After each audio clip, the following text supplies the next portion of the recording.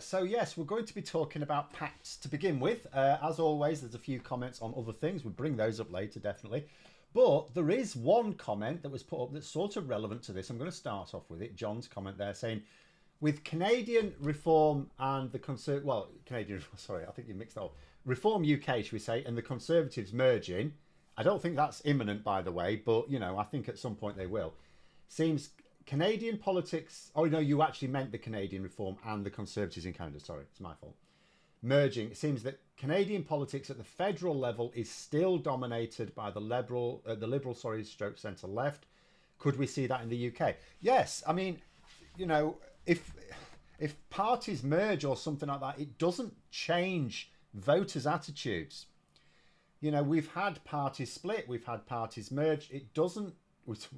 We saw both happen in the 80s when I was growing up and really interested in politics. I tell you what, the 1980s in Britain was a stunning decade to be learning about politics. But yeah, it's if you look at it, and I'll do a real deep dive at some point, probably when I can be bothered to do the number crunching. The centre left vote is always the dominant vote. It's just it doesn't usually result in a government because it's split too many ways, whereas the right wing very rarely. I mean, 2015 was almost certainly the high point for the right wing in modern times in Britain. In modern times, should we say? Since probably universal suffrage, but I'd need to do some more research to be able to confidently say that. But in modern times, certainly. In 2015... that's the year when the Conservatives won their majority, but that was largely based on the collapse of the Lib Dem vote. UKIP got over 12% of the vote. You also had the DUP. So the right-wing parties that got either a share of the vote or a share of parliamentary seats, or actually both, because UKIP did win a seat, didn't they? And in 2015, and collectively, those three right-wing parties, the DUP, the UKIP and the Conservative Party collectively got about 50% of the vote. It was just under, I think, but it was marginal. It was about 50%. That was their best ever share of the vote by some distance. I mean, let's get it up. Let's remind ourselves of what it was this time around. I've got loads of Excel spreadsheets at the moment. I've been doing all sorts of cunning things today with my spreadsheets. Where are we? Election data. That's what I want. So so this time round, I haven't got the DUP share though, but it's always small anyway because Northern Ireland, right? But Reform UK and the Conservatives together got, what did they get? 38% of the vote, right? Together. And remember, you can't, because that's why the people in the Tory party will say, we just challenge together. That's more votes than Labour will win. And it's like, no, because there are Conservative voters who will not vote for Reform UK. And there are Reform UK voters who will not vote for the Conservatives. But nonetheless, that's two right-wing parties. I mean, you have the same on the left. You have Labour voters who will never vote Green and Green voters who will never vote Labour. But 38%. It was in 2015 about 50%. They'll never get over that. Which is why if we had proportional representation, people go, oh, but we'll have loads of Reform UK MPs. It's like, yeah, on the opposition benches. They will be like the AfD in Germany. Like the AfD in Germany, elections coming up, they're going to get their biggest share of the vote, aren't they? Let's be honest. No one's going to form a government with them. They're not going to enter coalition. They're toxic. Reform UK will be like that. The only way the Conservatives under a proportional system, whatever it happens to be, but a more representative system, the only way the Conservatives would find their way into government, and they would be in coalition with others, which means they will have to moderate to do so. You look at the Netherlands, people go, oh, what about the Netherlands? Yeah, look at the Netherlands. The far-right nut jobs had to moderate themselves to be able to be palatable enough to form a coalition. They had to form a coalition and they had to moderate some of their more extreme policies in order to do that. So electoral reform doesn't allow extremists in. It stops extremists. And if an extremist finds themselves in a coalition in government, they have to drop a lot of their more extreme policies. But what I want to talk about, so this merger, so I was talking about this idea of a merger earlier this week, more sort of speculatively. And then I read something. Where is it? I've got it. And I read this on a feed of the Guardian feed, because the thing is, this is being reported in The Spectator and The Sun. Now, here's the thing. I have a lot of subscriptions to news outlets because a lot of the stuff is behind a paywall, which is fair enough because, you know, it costs them money to produce the content. If they want to charge for it, that's entirely up to them. Of course, they need to recoup their money. And in some ways, you know, I would prefer to do that than have, if you ever look on the Daily Express or the Mirror websites, it's like adverts everywhere. It's mental. Oh, this is the thing dentists don't want you to know. Oh, God. So, so there's a lot of British media, not just some foreign stuff as well, but a lot of British media I have subscriptions to that I would not if it weren't for me doing this. If it was back in the days when I was just interested in politics, I would never have subscriptions to the likes of the Telegraph or the Times, for example. But I don't have subscriptions to the Sun or the Spectator, and they put a lot of stuff behind paywalls as well, so I can't read their stuff. And the reason I don't, I mean, you could say it's like drawing, you've got to draw a line somewhere, but in reality, it's not that. It's that they don't produce very much of interest. It's not just that they are too extreme for me. I still sort of, if anyone's publishing articles that are influential on either the public or politicians, I still want to know what it is. But the Sun, even though today I was explaining they have this massive reach, but the Sun and the Spectator, they don't really do that very often. So every now and then they do, and I'm not paying a subscription just to read one bloody article once in a blue moon. So I'm going to take the little snippets from the Guardian's feed. So, and there's two. There's one from the Spectator and one in the Sun, although I don't know exactly where in the Sun it appeared, but I'll read it out anyway.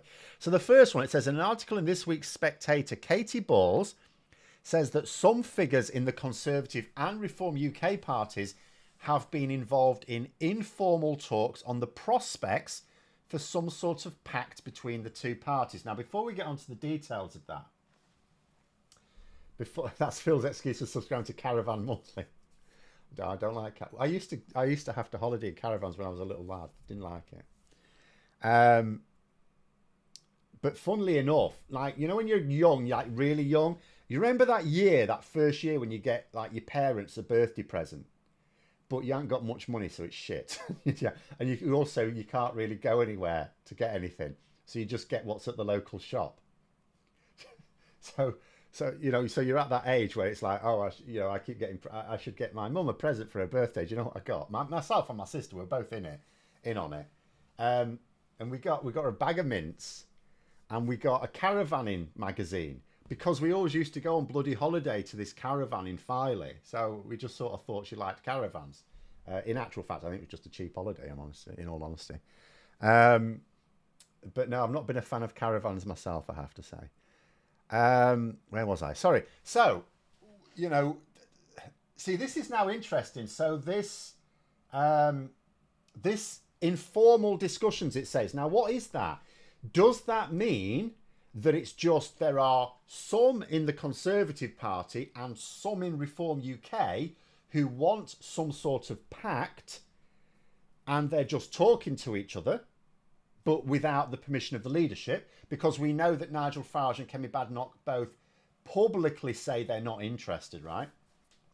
Or are we talking informal discussions among senior members of the party who do have the effective blessing of the leaders, and the reason they're informal is because they don't want to be publicly known for, because remember, there is a risk. And it sort of says here, the first thing she's quoted is saying is, what would a Tory reform pact look like? There are different options depending on each side's appetite for risk. Now, what she means by that, and I've talked about this before, like I said, there are small c Conservatives who despise Nigel Farage and Reform UK, right? They already will not like some of what the Conservative Party is doing. Just like, you know, I don't like everything the Labour Party are doing. I still support them. But there are some things that are beyond the pale if they suddenly started doing, right? So the same thing applies there.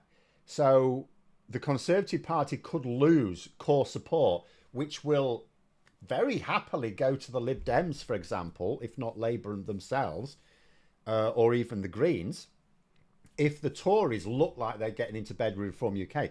Similarly, Reform UK attract a lot of people. Remember, the reason why, and I cannot emphasise this enough, the reason why Reform UK are polling so well these days, it's almost double their vote share in the last year's general election. Even if it is inflated a bit, doesn't matter. We're not going to quibble about the odd point. Within the margin for error, their poll rating has definitely skyrocketed. There's zero doubt about that. And the reason for that is because people right now are going, the Conservatives failed, can't back them. I don't see the change with Labour. Now, again, I'll keep reiterating, Labour's budget isn't even in place. The legislation's still being passed through Parliament. Like, what can Labour do until that happens? But it doesn't matter.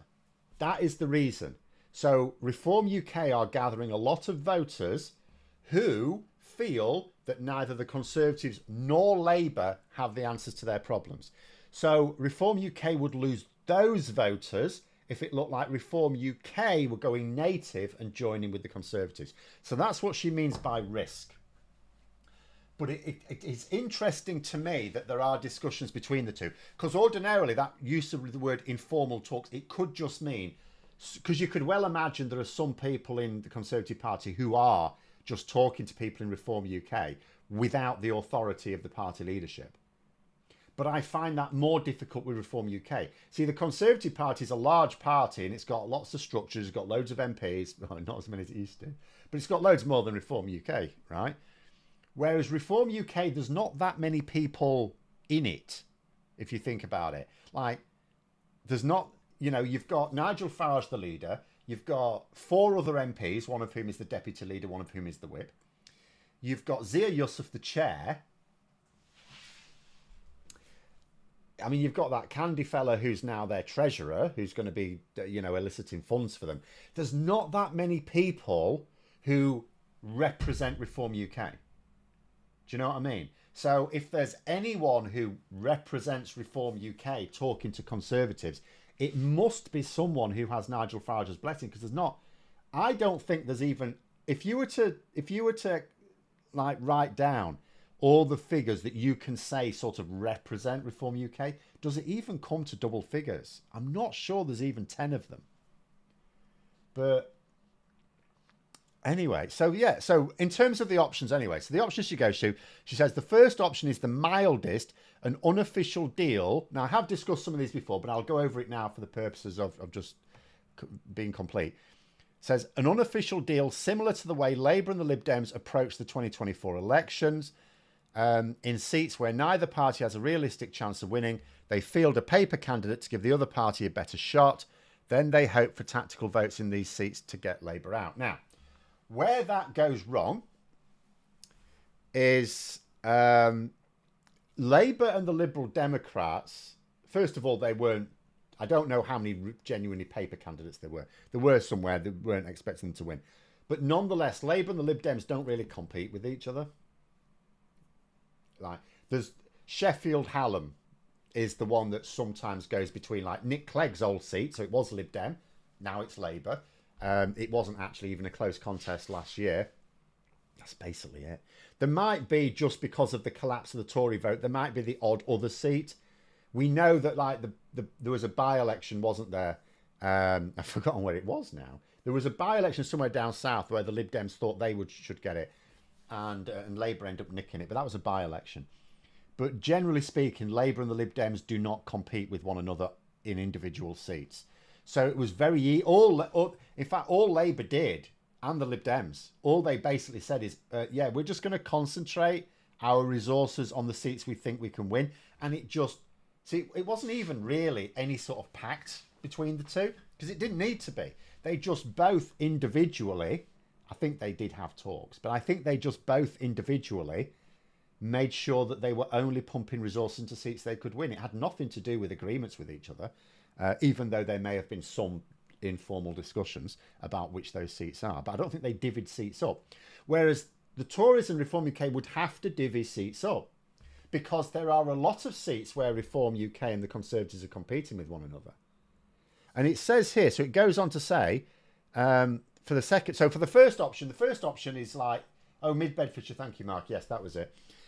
So the first option I don't see as being realistic, because first of all, you don't need to agree anything to do that. You just make sure you focus your resources. All you need to do is, are you aware of which seats you can realistically win and which ones you've got no chance? Now, that in itself is a trick, because for that you need good quality data. And at the moment, the Tories don't have the money. So they don't actually have the money to have the people to find out which seats they are. Whereas Labour did that pretty early on. Remember, Keir Starmer famously kept a list in his jacket pocket of the roughly 150 seats that Labour were targeting. And then, of course, won more than that.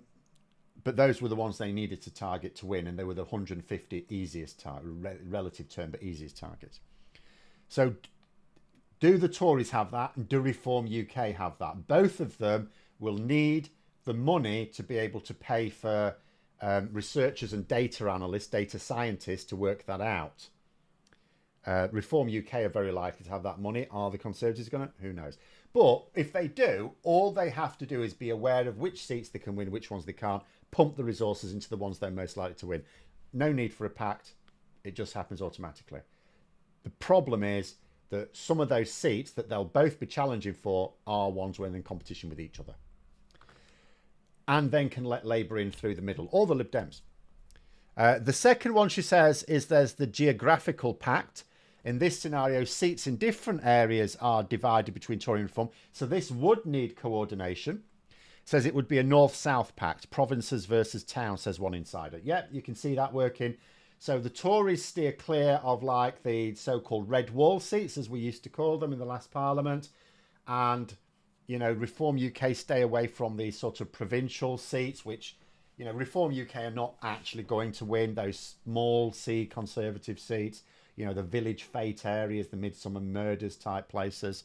Not suggesting they all have murders, you know, but, you know, those sort of places, twee English villages, stay away from those, because Reform UK are not going to take them. You're talking, Reform UK do best in knackered economies, local economies, places where they've gone downhill in the last few decades. So coastal towns, some coastal towns, former, you know, places that had like factories, car factories, particularly, things like that. Those are the places where they can do better. That would be one pact, but they would have to coordinate. They would have to agree with themselves which seats they're going to like give a clear run to the other on. So there would have to be coordination on that. But you could keep it secret, so that would to the public look like the first one, but it would be coordinated. It would be coordinated behind closed doors, and you only need a few people. It's not like, because there's a danger if you have too many in on it that someone blabs it, right? Because we know, for example, that there are, and I talked about this earlier this week, didn't I? We know that there are people who will not like it, like Rael Braverman, for example, who's defected to Reform UK. And this is why I did that video earlier this week, if you recall, because he was going on Twitter going, there mustn't be a pact, there mustn't be a pact. And I was going, why is he saying this? Is there a pact? Has he heard something? He clearly has heard something, because now we're reading about it. So they would have to be careful that the only people involved in these little discussions, divvying the seats up, only those people who absolutely need to know. And to be honest, you could do that with like a handful of people. So you could do that with people you trust. Then it says what it says? It says, while Team Farage is publicly against this, some Conservatives believe he could be convinced. After all, that suggests to me these informal talks don't have Farage's permission. But again, I just think there's so few people representing Reform UK, he must know about it. It says, after all, he's only starting from 5 MPs. Even if a non-merger deal for Farage to have 100 to 150 MPs, that would give him permanent power. There is no way of doing that sort of... if it's not a full merger, he's not going to get 100 to 150 seats. That's, sky blue thinking. But nevertheless, he could, I mean, obviously any sort of, it's almost like trade barriers, isn't it? Any trade barriers they can lower, any sort of vote splitting in the right they can lower is going to win seats for both the Conservatives and Reform UK. If they get out of each other's way in certain seats, they are probably going to win more seats. It's not going to be that many. And then it says, anyway, just to finish it off, which could see Farage fulfill his ambition to do what a different Reform Party did in Canada. So they're mentioning Canada here. After the 93 Conservative wipeout, well, a name is already doing the rounds. The Reformed Conservative Party has a nice ring to it, says a Tory. So there are some Tories who basically want the Conservative Party to become Reform UK. So they are already eyeing up the merger, which I've been talking about. And I don't think it will happen. Like in Canada, it didn't happen straight away. Remember, it took over a decade, didn't it? So the way I would think of it is, going into the next election, maybe they will have some sort of non-aggression pact, maybe they won't.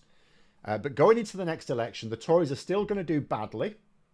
And Reform UK, they're not. I mean, they may do much better than they do. They might not. They might actually do no better. Because remember, the polling at the moment is a consequence of people not seeing the difference with Labour. Well, assuming Labour do deliver as they expect to, and again, we also have to have this, like, what impact's Trump going to have in the back of our heads. But the Jeffrey's saying, sorry, I'm so late. It's not a class, Jeffrey. It's fine. But yeah, it's interesting that they're talking about that. But yeah, so the way I see it is, next election, Conservatives still don't do well. Reform UK, they might get some more. They might even get, let's say 25. Let's say 25 seats. That's loads better, but it's still like peanuts. And Labour still have a majority and they carry on for the next 5 years. The issue is then what happens after that. So what will have happened is just what happened in Canada. The Conservative, the main Conservative Party, is basically struggling still. Reform have increased the number of seats, but again, neither of them are anywhere near power. So then what happened in Canada is the Reform UK sort of merged with another party, but that's not an issue here. So they will remain Reform UK. But if they lose another election, is that the point at which they say we need to merge? Or by then, does the Conservative Party as it is now, does it somehow work out a way to beat Reform UK? Because remember, at the moment, it's really hard to sort of forecast all this, to do a trajectory. Because the Conservative Party are not even trying to counter Reform UK. They're not even trying. I think Labour are making mistakes. Like, for example, there's talk in the news today about Labour putting out deportation videos to try and counter Reform UK. And I keep saying, this is madness. Absolute madness. I mean, by all means, put the information out if you want, but that's not a counter to Reform UK. It's a counter to the Conservatives. It's not a counter to Reform UK, because Reform UK will say it's still not enough. Don't matter how many deportations you base, it's still not enough. But we've still got too much immigration, he'll say. And it's like, you could halve net immigration, which would be terrible for our economy. We're not going to do it because it'd be mad. We shouldn't be restricting our immigration at all at the moment. Like, yeah, there is probably a limit, but we're not at that limit. But if we reduced net immigration and crushed our economy as a result, even though they say they want this, growth, it still won't be good enough for Reform UK. Reform UK will outbid Labour on any immigration policy. But Labour are not putting all their eggs in the immigration basket. They're also going on the NHS. They're also going in on the money in your pocket. So Labour at the next election are going to be able to win the argument on the NHS, and they're going to win the argument on you've got more money in your pocket, I hope. Anyway, that's a harder one, but that's their aim. So Labour actually have a realistic chance of countering Reform UK. The Conservatives don't. They're not even attempting. They're just trying to take them on immigration. But it doesn't matter who is leading the Conservative Party, and it doesn't matter what they say. The Conservative Party is provably the party that rose immigration to record levels. And there is, and at the same time, they were claiming they were getting immigration under control. They created a whole new immigration system from scratch. They didn't inherit it. They created from scratch their own immigration system, post-Brexit immigration system, and immigration rose sky high. And it doesn't matter who leads the Tories.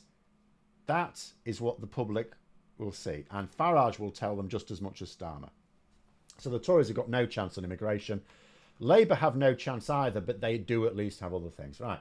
Wangapaga just saying there's a little side issue. Did I look at the Nature Restoration Fund being pushed by Angela Rayner and Steve Reed? Yes, I did a little bit. Seems like this is another area where Labour are looking to make regulations easier to accommodate. Yes. Although there is at least more money for flood defence, as I noticed, but we will see what happens there. The average Reform voter cannot use the NHS or care services then, which are 1/4 and 1/3 migrant labour respectively. Well, this is the thing, isn't it? This is what you try and explain to them. Because you can see how it works in their heads, right? Immigration has gone up over the last few years. It's harder to get an appointment with the NHS or your GP or in A&E over the last few years. And so they put 2 and 2 together and make 7. And the problem is, it's like you try and say to these people, no, that's because the Tories crushed the NHS. But you can also, you should be able to demonstrate it. Like, there's a higher percentage of immigrants working in the NHS than have access as patients to the NHS. Which means if you remove immigrants, then yes, you've got shorter queues, but you have fewer people attending to those queues. So the queues get longer. They get, per person, they get longer. Per doctor, those queues get longer. Per nurse, those queues get longer. Will the small C Conservatives hold their nose and support the Pact? Tory Reform UK government gives them tax cuts, Labour, Lib Dem does not. Some will, some won't. Yes, there will be some people who will hold that nose no matter what, right? Really doesn't matter. They'll do it no matter what. Because you are right. You think about it. If you think about it from a left-wing point of view, so if we think of, because we can look at Conservatives and Reform UK and go, well, you know, there's a huge gulf between moderate Conservatives and Reform UK, right?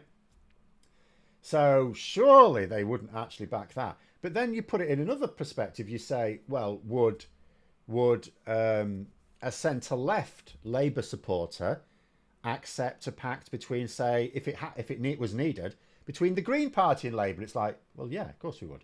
So there will be Conservatives who will do the same. It's like, yeah, they may not, they may want the Conservative Party to win an outright majority, but if they recognise that that's not happening, will they support a pact? Yeah, they'll support a pact. They may even vote tactically for Reform UK to stop Labour. Absolutely might do that. It's just that there'll be some who don't. Because there will be some, particularly in the seats that the Lib Dems are targeting, that will, where the Lib Dems are much more in tune with them than in fact, the Lib Dems are probably more in tune with them than the Conservatives at the moment. Because the Lib Dems, remember, although you say about this Labour Lib Dem thing won't support the tax, in actual fact, the Lib Dems are, some of their policies at the moment are on taxes are much more in line with the Conservatives than Labour. So, you know, they are appealing. In the seats they're challenging for, they are making sure they're getting their messaging right for those Conservative voters. So the Lib Dems could absolutely profit from, if any pact became known. So if a pact, because there's a difference between having a little backroom deal that no one really knows about as long as no one blabs, because you wouldn't notice the difference. You would not notice the difference because the tactical voting can be arranged outside of the party, just like we had Stop the Tories.vote. I mean, that had nothing to do with Labour or the Lib Dems. In fact, they wanted nothing to do with it, right? They didn't support, for example, the primaries that were happening in some parts of the south of England. They were quite anal about that, actually.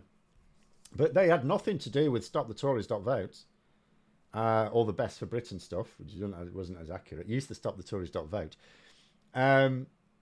So you could have something else, like the Daily Mail could just take care of that. The Daily Mail can tell you who to vote tactically for, and the parties just have their little backroom deal. No one need know that the Pact even exists.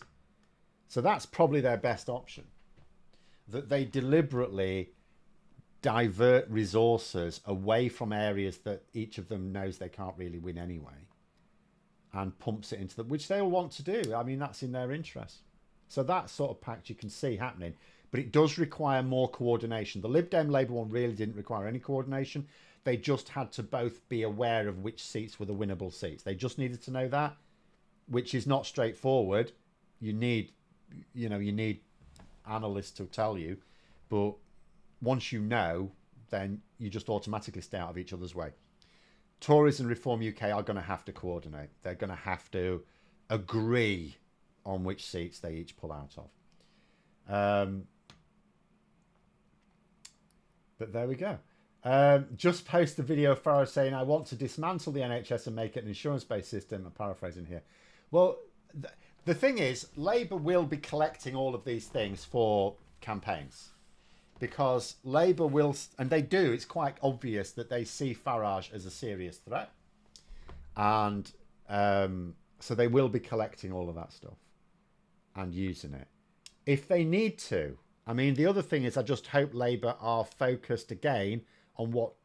I mean, I was surprised they didn't make a big deal of... They did it to begin with, but I thought it would come back for the election. You know the Rishi Sunak video? Boasting about how he diverted money... from deprived areas to rich areas, right? I thought that would make a bigger showing in the election campaign than it did. I don't think they really used it. They did when it first came out, but I don't think in the election campaign it did. But nonetheless, it was in their back pocket, and the same will apply going into the next election. In fact, if the Conservatives are completely down and out, let's say they get rid of Kemi Badenoch, because she is going, by the way, she is actually going. I've started to see people openly talking about the fact that she will have to go at some point. No one is yet saying it's imminent. I'm not even sure that many people are even saying this year, so you may be talking next year. But I can't remember who it was, someone who sometimes pops into these saying that they had a bet on her going in 2027. She ain't lasting that long, sorry. She's not. I think she'll last this year, purely because...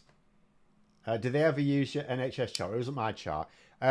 During the election campaign, I'm not sure they did. They did use it before. They used it last year, but I'm not sure if they used it after the election was called. I can't remember. I know that they were using it as recently as early last year, though. West Streeting was. The D-Day thing became more important. Yes, I suppose that's true, Katie. Yes, that's true. Baroness Davison thinks Badenoch has 18 months. Well, I mean, who knows? It's possible. But the reason why I say I think she'll probably outlast this year, I'm hesitant to say that, but I think she will. Because although there's now talk in the Tory media of the fact that she's got to go, there's no urgency, and I'm not hearing any Tory MPs breaking ranks. Now, when you think that there were people openly calling for Boris Johnson to step down a good 6 months before he did, I'm not hearing any signs, and of course I have to rely on the media to pass these messages on anyway, I don't talk to them myself, but I'm not seeing any signs that Tory MPs are willing to even break ranks at the moment. So I think they've decided either that they're not ready to really say who, because it's one thing to decide that Badenoch's no good, it's another to decide who would be better, because they'll be very conscious of what happened during the last Parliament. They will want to avoid having a third. So when they get rid of Badenoch, whoever they replace her with, they've pretty much got to agree they're stuck with to the election. They've got to agree that. Otherwise, they will just look like epic clowns. And so that'll give her time, because they don't have to get rid of her right now. They could get rid of her a year before the election, and that's enough time, really. That's enough time. You don't have to have, especially if you think it's mostly about the personality. See, I would argue it's like if you look at Starmer, he had a lot of changes to make in the Labour Party itself. The Conservative Party doesn't have as much of that to do. The leader has way more control over the party instantly than a Labour leader does. But anyway. So Jeffrey's saying, Ari Badenoch, wonder if it's like confidence votes, even if they win it, their goose is still cooked. So, well, yeah, she won't want to face a confidence vote, and Tory MPs won't want to inflict it. They will want it to be tidy when it's time to go. But my point is they don't need to act quickly. There's no need for them to rush, because they will also have to discuss amongst each other who replaces her. Because if it's someone who's no better, they really can't have a third again. That'll be finished. There'll be curtains for them. So they have to. And who have they got? Like, the default position at the moment is Robert Jenrick or James Cleverly. Those at the moment are your choices. Now, if you're a Conservative MP and it doesn't matter if you think one of those two would be better. If you think the other one of the two could be worse, then you won't risk it, because, let's say you were a Tory MP, and let's say you were a relatively sensible one. So you're probably thinking, well, James Cleverly would be better than Badenoch, but Robert Jenrick would be worse. That would be my view. Would you risk getting rid of Badenoch if Robert Jenrick might win, which he might? I wouldn't. I'd keep her in place for a bit until I was sure that we'd nobbled Jenrick, quite frankly. I say a year isn't enough time if they decide to piss about taking 6 months to decide who their leader is again. Well, I meant a year with the new leader in place. So, it means in theory you could change the leader in 2027. I don't think they will, because I think Badenoch is awful. I don't think it's just that she's not going to win the next election. She's actively making things worse for them. She really is stupendously terrible. It's incredible. And I did say, I'm going to have to keep getting my I told you so banner. I did say that she was as mad as Liz Truss and as bad at politics as Sunak. And there she is.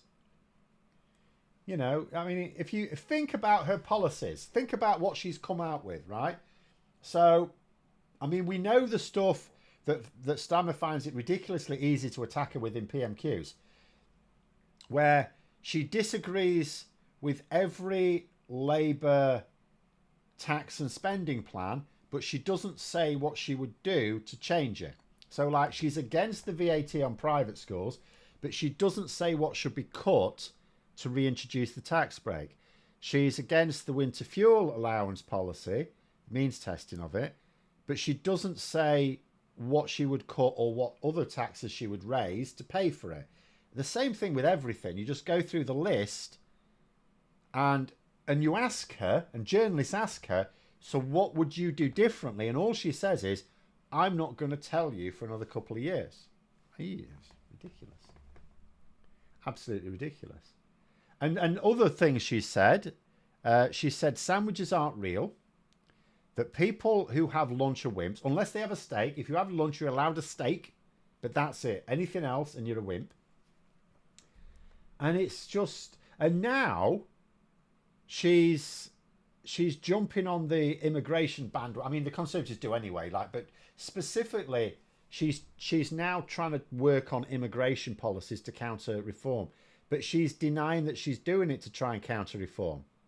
And it's like, well, how is it a counter to Labour then? Tell me how it's a counter to Labour. No, it's not. You're focusing on Reform UK. So I don't know why she can't just come out and say, yeah, Reform UK are a threat. Because it's not weakness to admit that. Reform UK are a threat to the Conservatives. Obviously they are. Everyone says so. Everyone knows it. So why doesn't she say, yes, Reform UK are a threat to us. We want to set out how we are a much more credible alternative. Why not just say that? She's full of shit. Matthew, they're saying, could Shapps Mordaunt return to Parliament, run for leader? No, their time's done. I'll tell you another thing as well, funny thing. Often you find that when, I say often, there have been times when politicians, senior politicians, who've lost their seats unexpectedly, have not wanted to come back. Ed Balls is probably the most famous as having just said, do you know what, when you eventually leave the place, you decide you don't want to go back because it's nasty. So actually you find a lot of people, once they've left Parliament, some do want to come back, some have come back, but you do get several, particularly if they've been very senior, who, because they're thinking to themselves, I'm not likely to get back up to that level, and it's not really worth it. So I don't think so. Boris Johnson will want to come back. So that could be entertaining. I mean, that's another dimension to this in terms of when does Badenoch go? Because there will be Boris Johnson loyalists in the party who don't want Jenrick or Cleverly or Philps or anyone like that. They want Boris Johnson back. So they will try and prop Badenoch up until Johnson is ready for a return. What then becomes interesting is how does Boris Johnson try to return? Right, okay, we'll go over some more comments here. Good, it's saying here, regarding your 5 p.m. video today, what are the reasons behind the mammoth success of right-wing digital media and the abysmal left-wing digital media? So, interestingly, I have just penned a video that I will be discussing just that, but I'll break it down into 3 basics. So, and for this, I refer not only to there was a big study done by YouTube recently, like a psychological study, brain scans and everything, onto what engages people on social media. But in the video, which will probably be coming out on Monday, effectively I go over three things that where all those political parties get it wrong. Like Labour, Lib Dems, Greens, SNP, they're all messing about.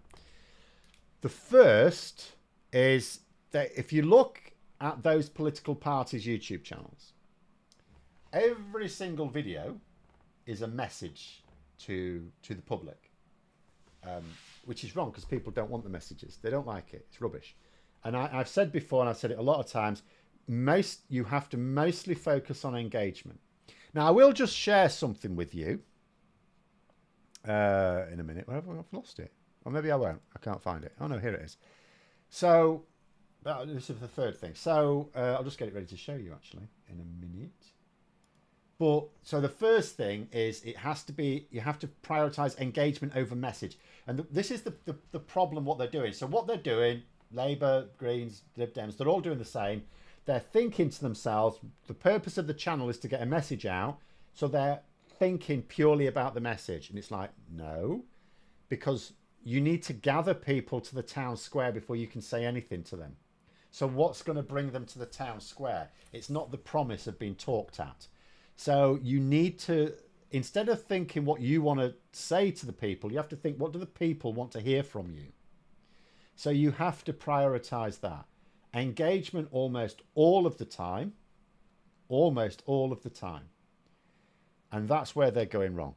Second thing you need to be sort of aware of, and this came very strongly through that YouTube study, is authenticity. Now, whoever you like, there'll be people here who are Labour supporters, Green supporters, Lib Dems, SNP, might be someone else. Go and look at their YouTube channel. Click on the first video, right? I'll tell you what you will see. You will see some contrived corporate bullshit. Oh, it'll be lovely. It'll look marvellous, right? It'll look marvellous.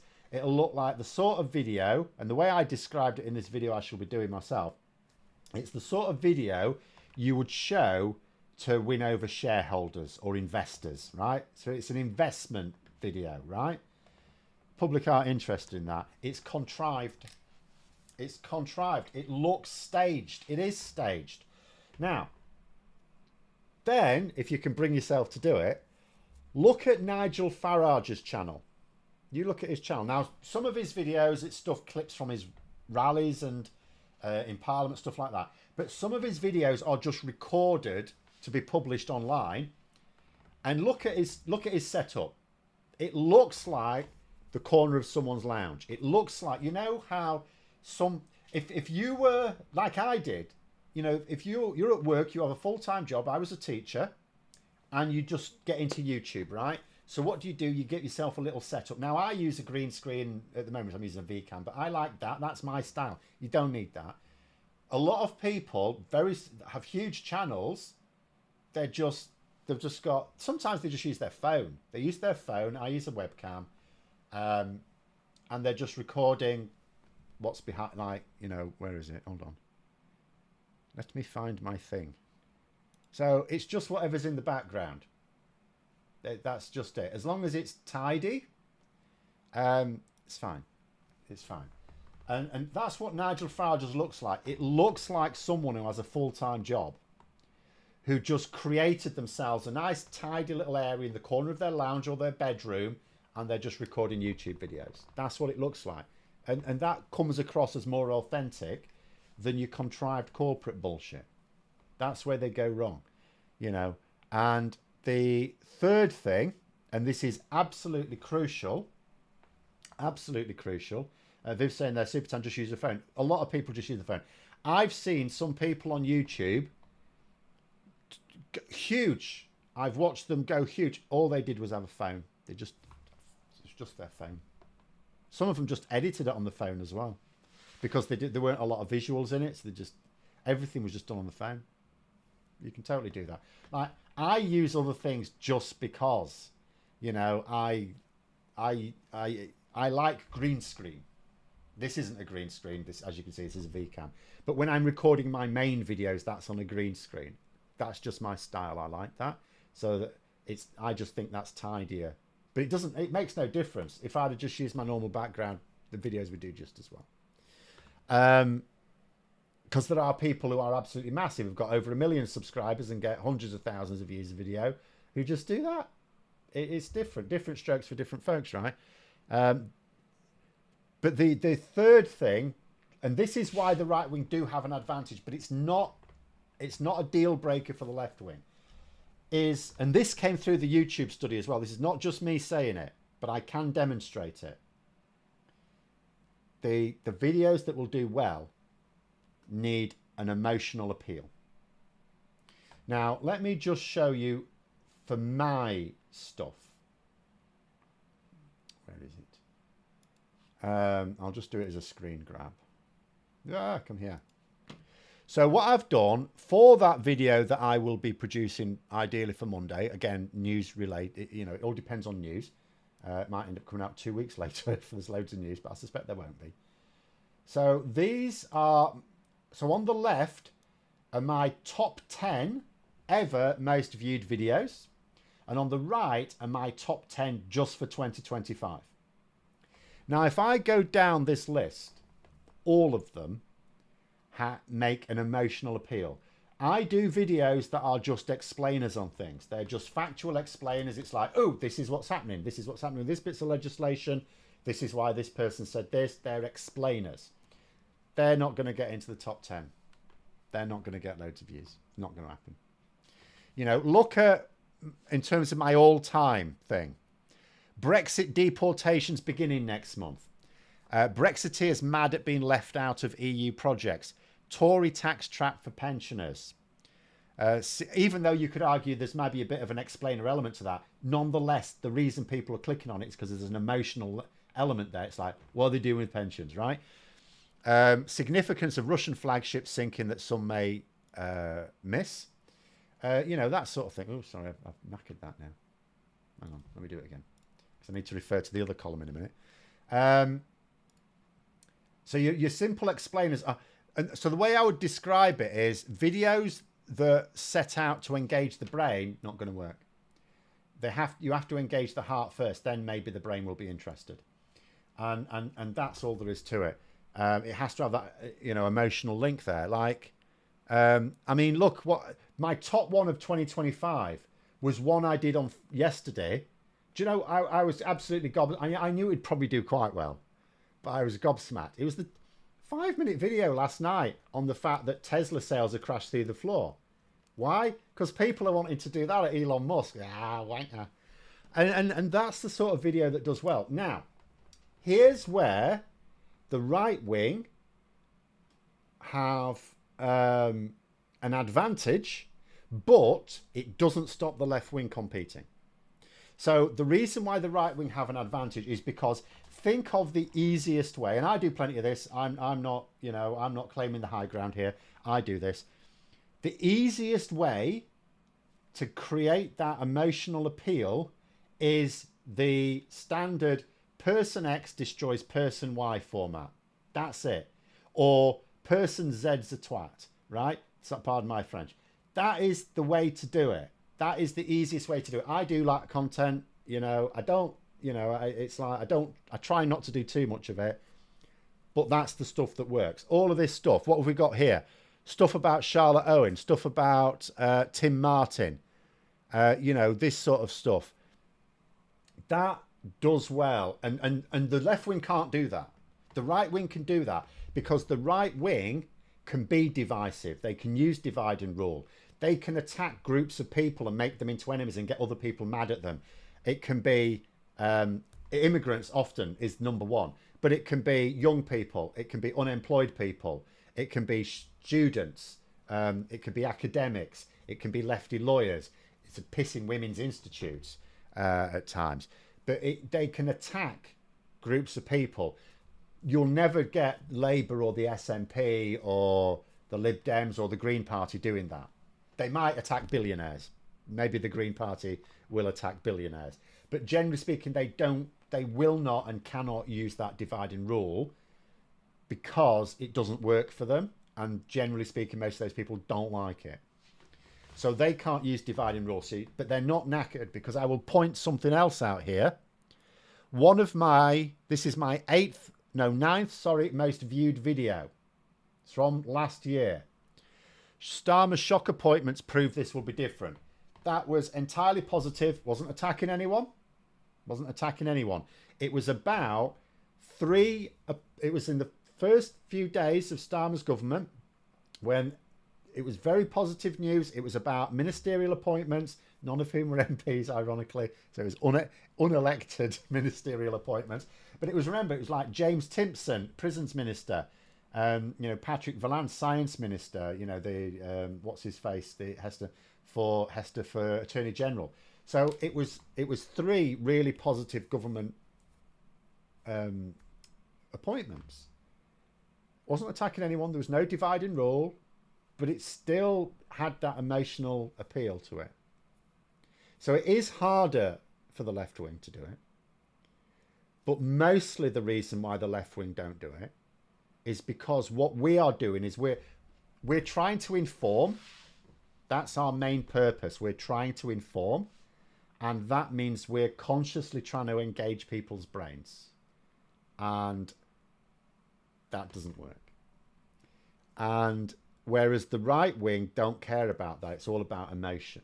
They're fine with emotion. They just want people to feel that they don't care about people thinking the way they think. They just want people to feel the way they think.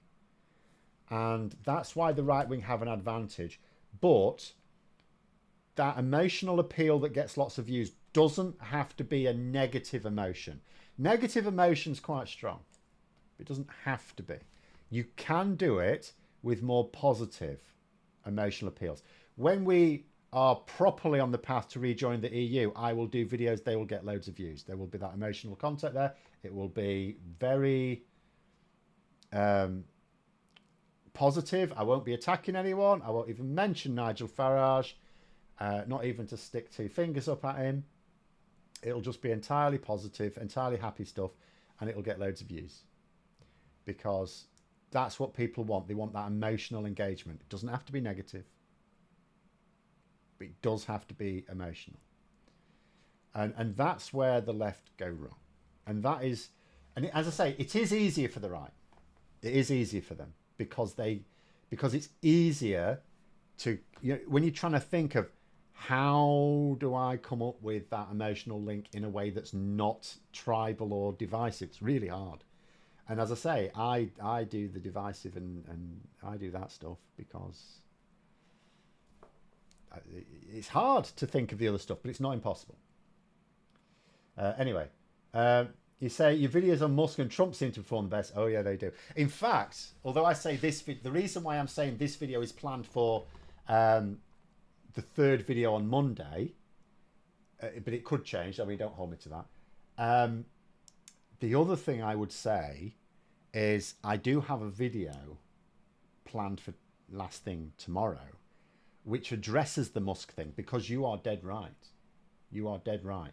At the moment, and I'm having to be careful with this, because I am actually doing more American content at the moment because of its impact on British politics.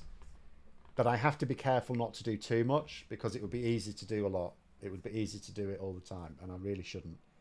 But yeah, the Musk stuff, yeah.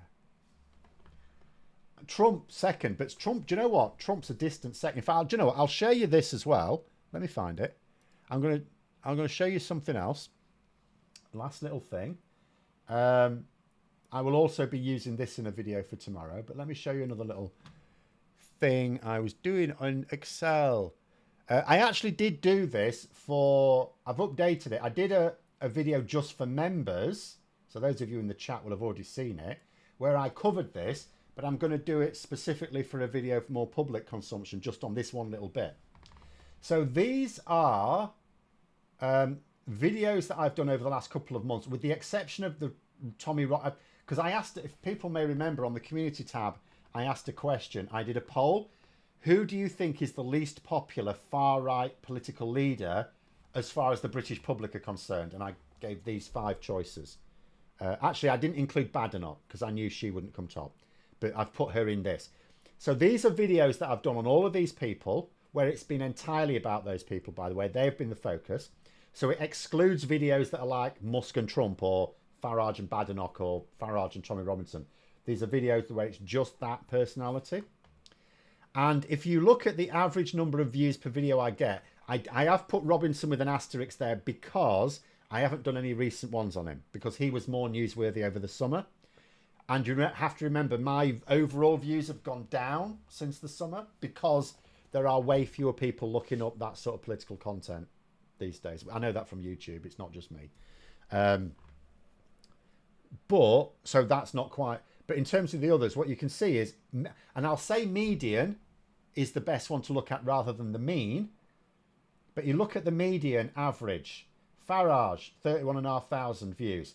This is over the last just over 2 months. This is over like basically a period of 9 or 10 weeks. Badenoch, 31,500. So Badenoch's actually slightly more, slightly higher view rate. Trump, 42.6 thousand. Musk, 62,000. That's the median as well. So even with that ridiculous video on Friday, that's at one end of it. The median is just I just get so many views from him. And Tommy Robinson, for the record, 38.36 thousand. So there it is. You know, yeah, Musk. There's huge emotional connection, because again, people either really love Elon Musk or really hate him. He's a proper Marmite character. And do you know what? If I was to put it as simply as that, if you're going to do videos on political personalities, the Marmite characters will generate the most views. Keir Starmer won't. It doesn't matter. There are some people who disapprove. It's like with Starmer, there are people who approve of him and there are people who disapprove of him. And right now in this country, most people disapprove, right? But that's what it is. It's approval and disapproval. Whereas with Farage and Musk, it's love and hate. That's the difference. That is the difference. So, but anyway, there it is. I'll go for the last couple of comments. Still got that. Phil got a wee look in the eye saying Musk. Because it's... I'm sorry. I'm having to restrict myself. The problem is Elon Musk is a huge story. I'm going to be discussing him in 2 of my videos tomorrow. Not because he gets loads of views. I'm not trying to lean into that, because that's not a good long-term strategy anyway. So it just happens to be those are the topics. But I also know the only ones that don't do well with Musk are ones where it's entirely about US politics. So, for example, when I talk, what did I do? I did a video on something. to do with Elon Musk. Oh yeah, when he locked out a load of government workers from their computer. But because that was US politics, there was no real link to British politics. Didn't do very well, because I'm about British politics, right? So that didn't do very well. But if there's a link to British politics, it does very well. Can I do a video on Labour Force and a backdoor into encryption on Apple? Forward you the email I wrote to my MP for a while. No, I am aware of this. I'm not, right, for the reasons I've just gone over, I am not likely to, I have to say, because there are, first, right, so there are certain video, right, like I said, there's two types of content. There's engagement content, which you do to get views, and there's the message content, and you put the message out, as long as you, it's like 1 out of 20 can be message content, and then it'll go out to more people. If you just do message content, because that's where the political parties go wrong, it's just message content, shit. So my message content is the stuff that I think is the stuff that really needs to get out there, and this, I'm going to be honest, is not one of my top issues. I am aware of this story, and the way it's been reported by the right wing is Labour want to force Apple to allow the government to spy on their customers. In reality, they just want to be able to unlock criminals' phones. But anyway, but it's not, unless I can link it, the only way I'd make it work is linking it with Boris Johnson's WhatsApp messages over the COVID thing. But that would only work if the COVID inquiry was back in the news. And it's always ongoing. It's ongoing all the time. But it's not particularly newsworthy right now. So that's the way you have to think with these things. You can't just think to yourself, I would like to explain this to people, because people won't listen. You have to think, how do you get them to the... You've got to think of yourself. Elon Musk talks about the town square, but never mind that he said it. It is a thing. YouTube is like the town square, and you're talking to people. But the people, you have to get the people into the town square paying attention to you before anything you say will be listened by them. So you need a hook. And, you know, the hook for talking about that would be Boris Johnson's COVID phone. But it's not newsworthy right now, so it wouldn't work. But anyway, Euphra's just saying, I just got a notice from Midas Touch. Musk suffers major loss in court overnight, which is proving Phil's point. Yeah, well, Musk is actually facing there's an awful lot of things. I'm going to say I'm likely to do a video on various aspects of Musk's conflicts of interest tomorrow, as well as behaviour, and it may well include that. But there it is. So we'll have to leave it there. It's a disappointing if there's a backdoor in encryption, it's useless. Yeah, absolutely, I agree. I know. The Tories tried to do this with their Online Safety Act as well. It's known that it is, you can't actually do this. We know that. Tech experts know this. And they constantly keep saying it to two governments, and they won't listen. But nonetheless, I'm just telling you, no one's going to watch that video if I just do that video, unless you can hook it with something that gets people in. And right now, Boris Johnson's COVID inquiry phone is not. That's the hook you need. That's the method of delivery. That is the capsule around the paracetamol. It's not there at the moment. But there we go. We'll leave it there. Thanks for coming, everyone. Really good discussion. Have a great rest of evening, and until next time, I'll see you later.